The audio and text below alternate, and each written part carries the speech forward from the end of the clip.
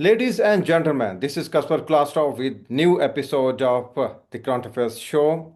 And today, let me introduce you one of the finest journalists in the United States. She has been observing the political arena in United States, and not only the political arena, but also she has been observing what's going on around the globe, in the Middle East, and of course in Asia Pacific and other things as well. And let me introduce to you Miss Jennylyn, one of the very fine journalists. Good morning to you, Miss Jennylyn. Hello, Kaswar. Is it morning or afternoon where you are? So you are there in New York, right? Yes, I am. What we are getting from our sources is that the California, New York, Washington, every state of the United States is actually very excited to choose the next occupant of the White House. Is this so? Yes, based on what I see and what I read, but personally, I'm anxious to see what the outcome will be. Well, can you please tell us, viewers, because our viewers are very, excited to know about who is going to be the next president of the United States, because the people of United States are not going to choose their own president, but also whenever a new change is on the card in Washington in the new occupant of the White House actually brings change, whether pleasant or even you can say anything about it. Actually, the people of United States are going to elect the president of the United States. Tell me if I am wrong. Well, you've asked me to be candid, Kaswar, and you know me, I'm an honest person. And personally, I believe it's an illusion. I believe that we all vote, but although we are all voting, I think that the outcome has already been established. That's my personal opinion. Mhm. So how do you analyze this current election? I mean, whether Democrats are having the edge or the Republican will have the lead? Can you please tell our viewers what is the mood of American public right now? Because it's just it's a matter of a few days when the new occupant of the name of the new occupant of White House will be revealed. So, what we are getting from over there is Trump is getting a light edge over Kamala Harris. What do you think about it? Well, you've asked me to answer the questions honestly, so I'm going to continue doing that. It depends on where you're getting your news sources. If you watch mainstream media, you may have a very different take on what's going on. But if you are someone who is really interested in finding truth, because personally, I do not believe we always get the truth from mainstream. If you're doing your research, that that particular report changes. There are times when we are told Kamala has the lead, but if you check other news sources, you may discover in that same day that Trump has the lead and a huge lead. And I want to establish here that I am not for either party, but that's what I've observed in my research. That's great. That's great. And but Asians are very excited. Even you have just mentioned India. I would like to tell you that last time when Trump was president, he invited Mr. Modi over there, and "Howdy Modi" was the slogan which became very popular in India as well. And same is the case with Putin as well. A common perception is that if Trump in U.S. presidency, Trump in White House will be a welcoming step for the Putin and other world leaders as well. Well, she is actually keeping mum. What I want you to analyze the situation over there as well. So you have rightly pointed out what's going on over there. But if Trump is re-elected, what does it mean for Middle East? What does it mean for Russia and India as well? How do you see the situation over there? If Trump is re-elected, what can be the possible scenario for the world leaders, for the world, horizons? Personally, I think it would be status quo because I really believe it doesn't matter who is sitting in the White House. They are not privileged to honor the promises they make the people who elect them. I believe those guidelines and those rules in terms of what is going to govern our nation have already been established, and whomever is appointed, when they get there, they are limited in what they can do in terms of honoring what they've been promising. And that's just my opinion, based on my research. That's good. And also, our viewers will be keen to know that what the different state are taking these election. Well, I am the mood of what is the mood of the people there in Washington? What's the mood of the people there in swing states, Georgia, California, other states as well. So actually, at 11th hour, is there any change in the perception? I mean, the Trump is actually going to be favorite of the most of the people, not only United States, but also the people around the globe are seeing him as a possible next president of United States. What do you think about it? And also, any possibility of Kamala Harris getting the edge over Trump? And my other question for you will be in other scenario, if Kamala is, elected as the president of United States, it will be a president in the history of United States. How the common people are seeing this possibility? How are they analyzing it? I think the country is divided.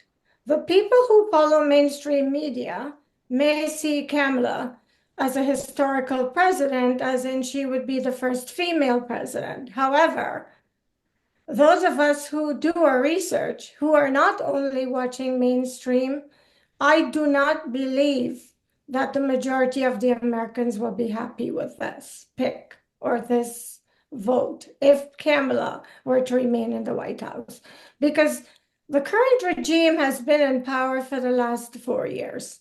And to be honest with you, I did vote for them. I'm not impressed with my vote because I'm very disappointed in a lot of what is happening in the country. So if she were to be reelected, as you are asking me, I think everything will probably remain status quo or get worse. And that is my opinion based on the research that I have been doing, and I research with credible sources. Yeah, that's great. And also, if I asked you to analyze the presidency of Mr. Biden, because Biden and Kamala Harris have been ruling the roost for last 4 years. They began with the U.S. withdrawal from Afghanistan. That was a welcoming step. But then, in their stint as the United States president, the world actually has seen a number of wars. Well, we had seen the increasing tussle in South China Morning, South China Sea, and then we saw the catastrophe there in Middle East. Do you think that actually there is some the critical decision made by both Kamala Harris as vice president and Biden that are actually paying them adversely? When it comes to wars, we can only judge on what we have witnessed, Hmm. what we are seeing unfolding. Anything else is speculation. And during the Trump presidency, and I'm not saying that I am for Mr. Trump, I believe the left and the right are wings of the same bird. I believe when they get to the White House, they are limited in what they do. And the same body is governing the left and the right once they're in the White House. And that is just my opinion based on my research. So all I can say in answer to your question is based on what we have seen, when the Democratic government is in the White House, we seem to be fighting a lot of wars. Mhm. And based on my research, a lot of them were not really necessary. But who am I? I'm just a humble citizen of the United States, and I'm just telling you my opinion. But while Mr. Trump was in the office, we have not experienced any wars. So if he should succeed in reclaiming the White House, my hope is we will see less wars because who wants wars? Exactly. So let's discuss another scenario, Janlin. That is whether Kamala or even the Trump. It's not a question. But whoever wins the race will have to deal with a number of crises, a number of he or she will have to take the critical decisions as well. Middle East is in the middle of actually a horrible war. In South China Sea, China is flexing muscles, and let's discuss North Korea. Last week, they actually tested intercontinental nuclear, capable missile as well. So the picture across the world is very bleak. My question is, will Trump, in case if he is re-elected, and there are chances that he is going to be the next president of United States, in case if he is re-elected, on based on his previous tenure, do you think he will be able to tackle all of these burning issues from North Korea to Middle East to the Russia and then China as well? Do you think he will be able to tackle all of these issues? I think that depends on what he's allowed to do because, like I said, I believe it doesn't matter who is in the White House. They are limited in what they can do. Some of them are willing, some of them just tell us what we want to hear while they're on the campaign trail to get the seats, to get elected. And then when they get in the White House, a lot of them, prior to being elected, know that what they're promising us, they may not be able to deliver. So if he were to be reelected, a lot of what he has been promising, I am hoping it seems like he's planning to honor his promises. But then don't forget, in the United States, you can make one promise, but then you have to take those promises to Congress. And oftentimes, as we have seen historically, they're vetoed. So all I can say is whomever is elected, my hope is to see change. And one of those changes that I'm really praying for is less wars and more unity in the world. Mhm. Or the common people there in United States talking about the U.S. military empire, because in every other in every continent, in every country, there exists a U.S. naval base, a U.S. Air Force base in the Middle East, Korean Peninsula, Japan as well. Do you think that the common American would actually support a candidate who is going to fuel the fire when it's come to discuss the military empire across the world, especially with the US angle? Honestly, I think they might be in support of it because it's difficult for me to speak on behalf of every American. But as an American who wants to see peace in the world, and those of my counterparts that I am close to, that I've had discussions with, we don't mind if they're there serving the countries that they are situated and located and set up in. However, if they're there for nefarious reasons, I am totally in disagreement. I want to see more peace in the world, Kaswar, and I know there are third world countries that depend on the United States for aid so that they can improve their situations. But what we have seen recently hasn't been for those reasons. And in that case, if whomever takes the seat in the White House, I would hope we could see changes in Mhm. those areas. Exactly, exactly. And my second last question is, do you believe in Mr. Trump as a personal, as in your personal capacity? Do you believe in him? I don't know him on a personal level. I don't know any of these people. And based on what I've experienced with most politicians, I don't really believe in any of them. And I'm sorry, you're asking me to be honest. I'm telling you the truth. I do believe that some of them really care about the people, but the majority of them, I don't get the same feeling. So Mhm. all I can hope is whomever ends up there will take a more humanitarian approach to governance. And in that case, hopefully, those people like myself will benefit from what we work to do every day, a happier, healthier country that is having a good impact on the other countries around the world. That is my hope. Live and let live. Well, what are the core issue on the basis of these two candidates are actually hoping to make it to the presidency as well? Well, when we talk about Pakistan, the certain political parties built and they had some popular slogans like Imran Khan last time. He had a slogan that make Pakistan great again, and same was the slogan that was actually coming from the supporters and the policymakers of Trump's that make America great again. Well, these slogans seems to be very, very attractive. Do you think in America the people in the America will be actually voting for Trump on the basis of such type of slogans? No, and I'll tell you why not. The American people are divided. I think originally there was like a very clear 50-50% divide. But recently, based on what I've been researching, the divide is probably more like 80-40.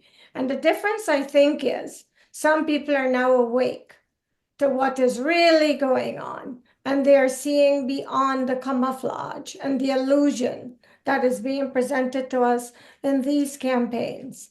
And because more people are waking up, more people are crossing over to the Trump camp because it's appearing as though, although, like I said before, my personal belief is they're wings of the same bird, and I'm not here to influence anyone.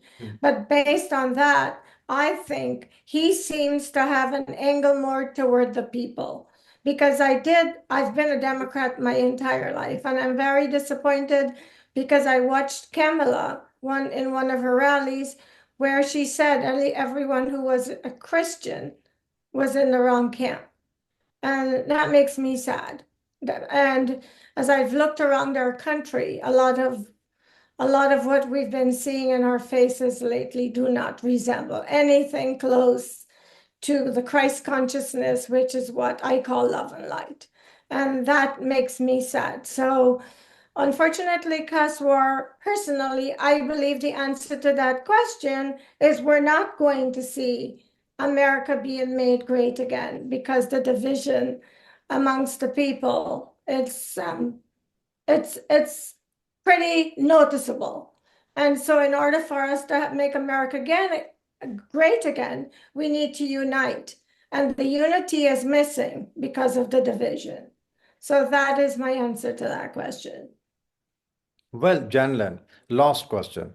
If we consider the situation across the world, then Middle East comes first. The common people in Palestine and also the common people there in Israel, they are living their lives in stark, in the fear. The fear of attack by Hezbollah, the fear of attack by the Israeli army, fear of attack by the Iranians, the fear of attack by the unseen forces as well. So, America being the leader of the world, there is a common perception that Americans are ahead of the world by at least 500 years, and I believe this is so. So, whoever in these followed by the election 2024, whoever wins the race will definitely take all of the situation into account. But my last question is, when the Americans vote for to choose next leader of the world, next president, do they consider age and everything, like the situation in Middle East and everything? They consider all of these circumstances and then they decide whom to vote for? It is so, and if yes, so the common Americans, the common voters, can we expect them to deliver their verdict on the basis of these all of these factors as well? Like I said earlier, it's very difficult for me to really represent the majority of the Americans when it comes to these issues. But I can tell you again, here again, based on my research, the country is very divided. They are Americans who watch mainstream media, and all their decisions are based on what they are seeing there on that screen. A lot of them do not do any research outside of what they see on television or what they read in the mainstream newspapers. And so when those of us who've done the research and we have a better understanding of what is going on, we are either silenced or they think we're crazy and they call us conspiracy theorists. So, unfortunately, because of this division, Hmm. and I would like to think this division amongst people extend beyond the United States. Because of this, it's really, really difficult to find a middle ground that can create the peace that you and I want to see throughout the world. Well, thank you very much, Miss Jennylyn. Thank you for giving us your precious time. We appreciate it.